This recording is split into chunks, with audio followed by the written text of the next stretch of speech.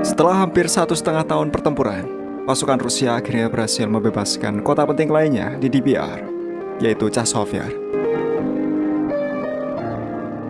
Pertempuran memperebutkan kota di Donbas ini berlangsung selama 483 hari. Ya, Zelensky akhirnya kehilangan satu kota lagi di Donbas. Meskipun dia telah mengerahkan unit-unit terbaiknya ke sana, seperti Azov, Kraken, dan Magyar. Chasiv Yar menjadi medan pertempuran berdarah berikutnya setelah pasukan Rusia, atau lebih tepatnya PMC Wagner, berhasil merebut Artemovsk, atau dikenal juga sebagai Bakhmut.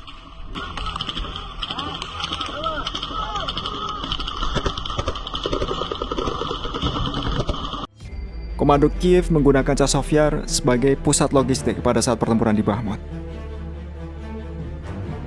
Pada April 2024, pasukan Rusia berhasil menginjakan kakinya di pinggiran kota Chasiv Yar yang dipisahkan oleh sungai Seversky. Namun, setelahnya pasukan Rusia tertahan di distrik Mikro di sebelah timur kanal Seversky berbulan-bulan akibat penggunaan drone skala besar oleh Angkatan Bersenjata Ukraina untuk aksi defensifnya. Memburuknya situasi di front lain memaksa komando Ukraina memindahkan operator-operator drone terbaiknya ke beberapa arah serangan pasukan Rusia yang pada akhirnya menciptakan lubang di pertahanan Chasiv Yar. Pada akhir Agustus, Angkatan Bersenjata Ukraina mengumumkan bahwa pasukan Rusia telah menguasai 40% kota tersebut. Dan pada akhir Juli, pasukan Rusia akhirnya membebaskan Chasiv Yar sepenuhnya.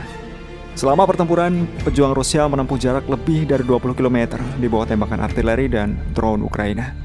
Pembebasan kota tersebut bisa dikatakan menjadi yang tersulit karena letaknya yang berada di dataran tinggi. Ya, Chasiv Yar terletak di atas bukit yang dari sana lingkungan sekitarnya dapat terlihat dengan jelas. Itu artinya aksi ofensif apapun yang dilakukan pasukan Rusia tanpa pertimbangan yang matang hanya akan membawa kerugian. Setelah pembebasan, seperti Anda lihat, tidak ada yang tersisa dari kota ini. Hanya 65 warga sipil yang bertahan di kota hingga akhir pertempuran. Mereka kini telah dievakuasi dari kota tersebut. Selain itu, selama pembersihan, sekitar 50 tentara Ukraina yang terjebak dalam penyerbuan tertangkap. Secara total, selama pertempuran untuk Chasiv Yar, 7.500 tentara Ukraina tereliminasi. Selain itu, 11 tank, 55 kendaraan tempur, dan 160 senjata artileri milik Ukraina dilaporkan hancur. Media Ukraina terus membantah hilangnya seluruh Chasiv Yar dan mengklaim bahwa pasukannya masih berada di pinggiran kota, meskipun pasukan terjun payung Rusia telah mengibarkan bendera Rusia di pinggiran distrik Mikro Shevchenko dan Yuzhny. Pengerahan unit elit Ukraina ke Chasiv Yar bukan tanpa alasan. Komando Ukraina menyadari bahwa kota itu penting, dan setelah kota itu jatuh, Angkatan Bersenjata Ukraina akan menghadapi masalah besar. Media Barat tidak ketinggalan memberitakan keberhasilan pasukan Rusia dan mulai menerka-nerka kemana arah serangan pasukan Rusia selanjutnya akan berkembang. Kini, jalan menuju Konstantinovka, Druzhkovka, Kramatorsk, dan Slavyansk telah terbuka.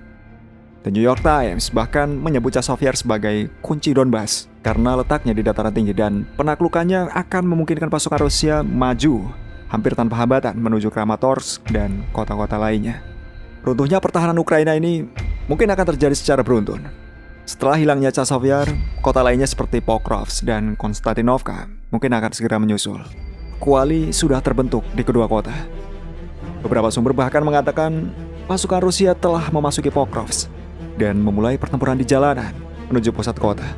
Ya, komando pasukan Rusia memutuskan mengerahkan kelompok penyerang Rusia untuk menyusup ke kota Pokrovsk. Ini dilakukan sebelum Ukraina memindahkan unit elitnya yang berhasil mundur dari Chasiv Yar. Selain itu, kelompok penyerang Rusia lainnya dari selatan masih terus berusaha memasuki kota. Pertempuran terus berlanjut di desa Chunisi ini. Pasukan Rusia di arah ini terus berupaya secepat mungkin menutup kuali, dan masalah yang dihadapi Kiev saat ini tidak hanya di garis depan. Di belakang, elit Ukraina juga mulai bertengkar. Protes terhadap Zelensky semakin meluas. Zelensky tidak lagi mendapat dukungan yang pernah ia terima sebelumnya dari mitra baratnya. Terlebih setelah upaya mantan komedian itu untuk melemahkan wewenang Badan Anti Korupsi Ukraina atau NABU.